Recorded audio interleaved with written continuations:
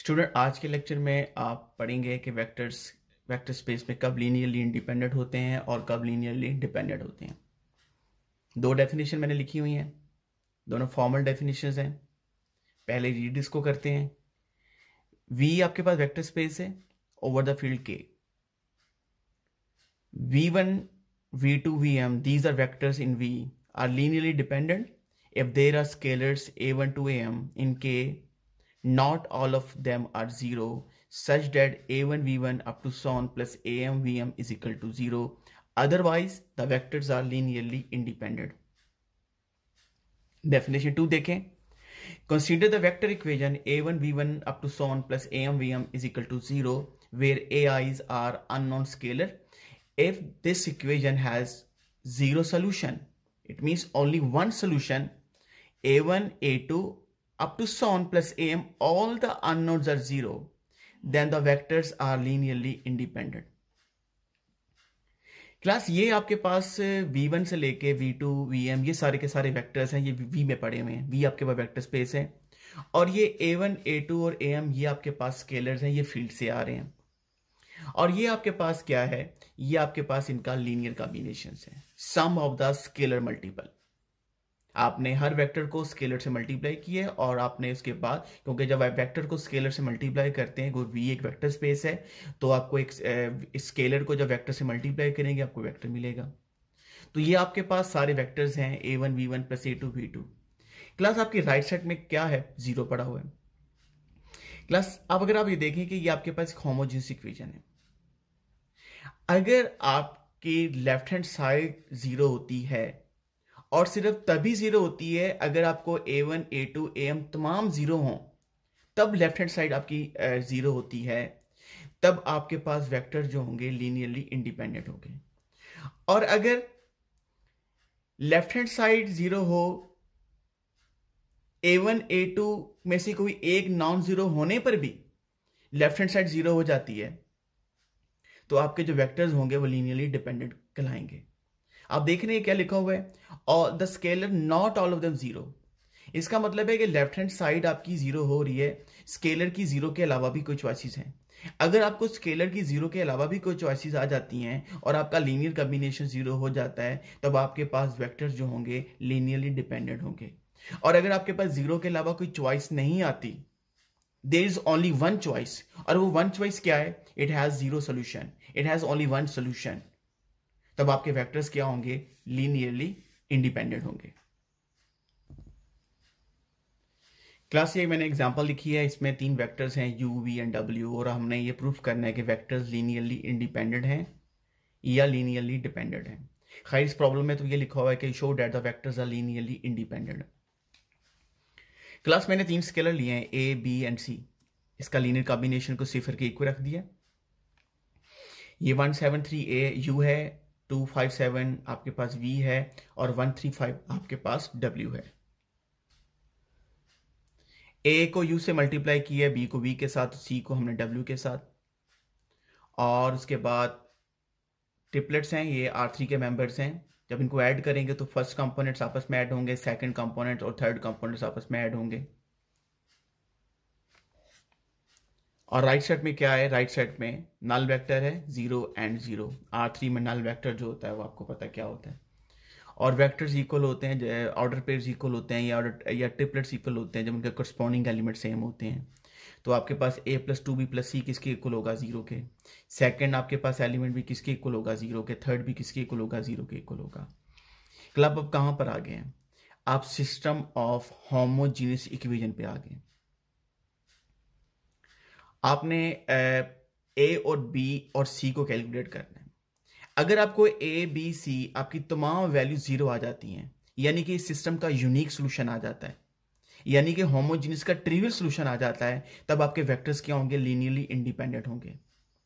और अगर आपको a b और c की 0 के अलावा भी कुछ चॉइसेस मिल जाती हैं, यानी कि सोल्यूशन फाइनाइट नहीं है, यूनिक नहीं है, सोल्यूशन अगर आपको इनफाइनाइट मिल जाता है, तब आपके वेक्टर्स लीनियरली इंडिपेंडेंट नहीं होंगे बल्कि लीनियरली डिपेंडेंट होंगे। अब मैं इस सिस्टम को सॉल्व करूंगा by using the elementary operation. अब एलिमेंट्री रो ऑपरेशन, पहले मैंने इसको मैट्रिक्स का कोएफिशिएंट बनाया है, अब इस पर एलिमेंट्री रो ऑपरेशन लगाऊंगा, इसको एचेलॉन फॉर्म में कन्वर्ट करूंगा। 1 2 1, R2 में आप ऐड कर दें R1 को -7 से मल्टीप्लाई करके, ये 0 हो जाएगा। -7 से मल्टीप्लाई करेंगे -14 होगा, और -14 + 5 आपके पास होगा -9। -7 है, -7 ऐसे मल्टीप्लाई करें तो 3 में ऐड करें तो क्या बनेगा -4। R3 में आप ऐड करें R1 को -3 से मल्टीप्लाई करके, ये 0 हो जाएगा। -6 जब ऐड करेंगे यहाँ पर 1 हो जाएगा। -3 5 में ऐड करेंगे तो आपके पास क्या आ जाएगा, 2 हो जाएगा। अब मैं ऐसा करता हूं कि रो 2 को रो 3 को इंटरचेंज कर देता हूं। 1 2 1 0 1 2 0 -9 -4, रो 2 को इंटरचेंज कर दिया है रो 3 के साथ। अब फर्दर मैं इस 1 के नीचे 0 बनाता हूं। 1 2 1 0 1 2, R3 में ऐड करूंगा, रो 3 में ऐड करूंगा रो 2 को 9 से मल्टीप्लाई करके, 0 होगा 0 होगा 18। 18 को जब आप -4 में ऐड करेंगे तो आपके पास आ जाएगा 14। अब क्लास असल मकसद तो हमारा सिस्टम को सॉल्व करके ए बी और सी को कैलकुलेट करना है, तो हम इसको इक्वेशन की फॉर्म में लिख लेते हैं। आपके पास लास्टली क्या बनेगा, 14C = 0। सेकेंड रो से क्या मिलेगा, b + 2c = 0। और फर्स्ट इक्वेशन से क्या मिलेगा, a + 2b + c = 0। आप ये देखें कि 14C 0 के इक्वल है, तो यहां से c क्या बनेगा, c आपके पास होगा 0। अब जब c सेकंड इक्वेशन में पुट करेंगे तो b आपके पास क्या आ जाएगा, 0। और b और c की वैल्यूज, ये लास्ट इक्वेशन जो मुझे फर्स्ट रो से मिली है, b और c में आपके लास्ट इक्वेशन पुट करूंगा, b और c की वैल्यू 0, तो मेरे पास a का मिलेगा 0। आपने देखा है स्टूडेंट, मुझे a b और c की वैल्यू 0 मिली, 0 के अलावा मुझे और चॉइसेस नहीं मिली। इसका मतलब क्या है, इसका मतलब यह है कि आपकी ये जो इक्वेशन है सिर्फ a b और c की 0 वैल्यूज के ऊपर ट्रू होती है, इसके अलावा कोई चॉइसेस नहीं है। इसका क्या मतलब हुआ कि अगर आपके तमाम स्केलर 0 आ जाते हैं और कोई चॉइस आपको नहीं मिलती, तो आपके वेक्टर्स क्या होते हैं, लीनियरली इंडिपेंडेंट होते हैं। अब चूंकि एग्जांपल में एक करवा रहा हूं, तो आपको कैसे पता चलेगा कि आपके वेक्टर लीनियरली इंडिपेंडेंट नहीं है। क्लास आपने देखा है कि आपका रैंक जो है इस टाइम, क्योंकि ये आपका स्क्वायर मैट्रिक्स था जो 3x3 का। अब यहां पे अगर फर्ज करते आप इसी सिस्टम को सॉल्व कर रहे होते और आपकी आखिरी रो 0 आ जाती, कोई एक रो 0 आ जाती है, 2 रो 0 आ जाती, 3 रो तो 0 हो नहीं सकती, क्योंकि किसी भी मैट्रिक्स का रैंक जो होता है वो कम से कम 1 होता है। नॉन जीरो मैट्रिक्स का रैंक कम से कम 1 होता है और ज्यादा से ज्यादा फुल होता है। अब रैंक जो आपके पास 2 है, अब अगर ये पोजीशन बन जाती है और आप इसको इक्वेशन के फॉर्म में लिखेंगे तो क्या बनेगा, a + 2b + c = 0, b + 2c = 0। Student अब आपके पास c की चॉइस नहीं है, c यहाँ पे फ्री वेरिएबल है। मैंने आपको बताया था कि आपने पिवट को और फ्री वेरिएबल्स को आपने समझना है कि ये क्या होते हैं। अब ये एलिमेंट जो है आपके पास ये आपके पास लीडिंग एंट्रीज हैं, और c जो है आपका जो c है आपके पास पिवट पे नहीं आ रहा, यहाँ पे c आपके पास फ्री वेरिएबल होगा, इसका मतलब है c की आपके पास चॉइसेस आ गई। अब c आप कुछ भी चूज कर सकते हैं, 0 के अलावा भी चूज कर सकते हैं, 0 तो कर सकते हैं ना। इसमें यही कहा है ना कि अगर आपकी इक्वेशन a b और c 0 के अलावा भी किसी नंबर पे ट्रू हो जाती है, किसी स्केलर पे ट्रू हो जाती है आपकी इक्वेशन, तब आपके वेक्टर्स लीनियरली इंडिपेंडेंट नहीं होंगे बल्कि डिपेंडेंट होंगे। हाँ, अब आपको चॉइस मिल रही है, आप c1 ले लें, c1 ले लें तो आपके पास b आपके पास क्या आ जाएगा, b आपके पास -2 होगा, और b -2 पुट करेंगे, c1 पुट करेंगे तो ये -4 होगा, ये आपके पास -3 हो जाएगा, और a आपके पास क्या होगा, 3। आपने देखा है कि आपको a b c के 0 के अलावा भी चॉइसेस मिल रही है। ये मैंने जानबूझ के इसी प्रॉब्लम के अंदर थोड़ी सी चेंज की है, लेकिन ये बात याद रहे कि जो आपके गिवन वेक्टर्स हैं ये लीनियरली इंडिपेंडेंट हैं, ये लीनियरली डिपेंडेंट नहीं है। ये समझाने का मतलब ये था कि अगर आपको ऐसी कोई सिचुएशन बन जाती है कि आपके पास कोई फ्री वेरिएबल आ जाता है जो आपने खुद से चूज करना है, और जब फ्री वेरिएबल आप खुद से चूज करेंगे, डेफिनेटली फ्री वेरिएबल आपकी चॉइस होती है, तब आपके वेक्टर्स लीनियरली इंडिपेंडेंट नहीं होते बल्कि क्या होते हैं, लीनियरली डिपेंडेंट होते हैं। क्लास कुछ रिमार्क्स हैं। रिमार्क्स, पहला रिमार्क है, zero is one of the vector say v1 is equal to zero, the vectors must be linearly dependent. तो मैं आपको पता चलो, जीरो अगर अकेला भी वेक्टर हो तो जीरो इटसेल्फ लीनियरली डिपेंडेंट होता है, लीनियरली इंडिपेंडेंट नहीं होता। फर्स्ट करें आप जीरो ले लें, जीरो के साथ स्केलर ले लें और आप उसको इक्वेट करते हैं जीरो के, और आप ये देखिए कि एक ही चॉइस आपको, क्योंकि आपने लेफ्ट हैंड साइड देखनी है किस पे जीरो होती है, लेफ्ट हैंड साइड ए पे भी ए अगर जीरो ले तब भी होती है, लेकिन ए की चॉइस आप जो सी मर्जी ले लें तब भी आपकी left hand side right hand side की इक्वल होगी। भला क्यों? क्योंकि आपका वेक्टर ही जीरो है। इसका मतलब है कि आपको ए की चॉइसेस जो हैं वो आपको यूनिक चॉइस नहीं मिल रही, आपको ए को, आपकी जो ए की जो चॉइसेस हैं वो एक से ज्यादा हैं। इसका मतलब क्या हुआ कि जीरो इटसेल्फ जो होता है लीनियरली डिपेंडेंट होता है, और जब जीरो सेट ऑफ वेक्टर्स में आ जाए तो उसको भी क्या बना देता है, लीनियरली डिपेंडेंट बना देता है।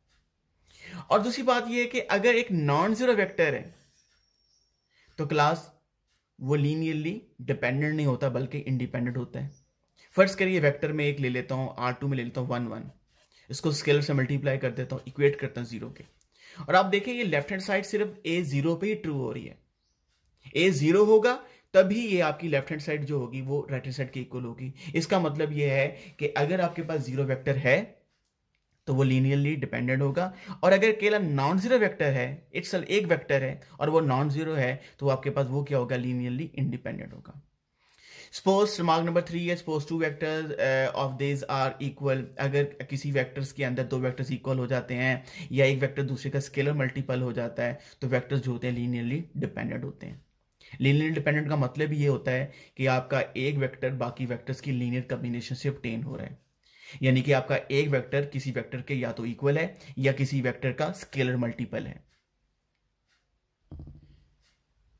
क्लास आखिरी रिमार्क है, remark number 4, if S is a linearly independent. अगर एक सेट लीनियरली इंडिपेंडेंट है तो एनी सबसेट, तो इंडिपेंडेंट का जो सबसेट होता है वो भी क्लास लीनियरली इंडिपेंडेंट होता है, क्योंकि अगर मैं ये कहूँ कि S डैश है और वह S का सबसेट है, S तो लीनियरली इंडिपेंडेंट है तो उसका सबसेट जो होगा वो भी क्या होगा, लीनियरली इंडिपेंडेंट होगा। If S contains a linearly dependent subset, यानी कि एक, फर्ज करें कि एक सेट है, इसका सबसेट है S डबल डैश, और S डबल डैश जो है S का सबसेट है और ये लीनियरली क्या डिपेंडेंट है। अगर S double dash linearly dependent है तो अल्टीमेटली, क्योंकि S डबल डैश के तमाम एलिमेंट S में पड़े हुए हैं, तो अगर S double dash linearly dependent होगा तो ऑटोमेटिकली S भी आपके पास लीनियरली डिपेंडेंट होगा। क्लास ये कुछ रिमार्क्स थे, मैंने आपको लीनियरली डिपेंडेंस के बारे में बता दिया है, एग्जाम्पल मैंने आपको एक बता दी है, और होपफुली आप इसको समझ चुके होंगे। काइंडली खुद भी बुक देखिएगा, कुछ मजीद रिमार्क्स हैं मगर वो आपको समझ आ जाएंगी, कुछ और इससे रेलिवेंट आपके पास कुछ न्यूमेरिकल्स होंगे वो आपने खुद करने हैं, देखने हैं। हाँ, अगर कोई चीज़ आपको समझ में नहीं आती, कहीं डिफ़िकल्टीज़ हैं, तो आपने डेफिनेटली उसको पॉइंट आउट करना है। बहुत शुक्रिया आपका, थैंक यू वेरी मच, अल्लाह हाफिज़।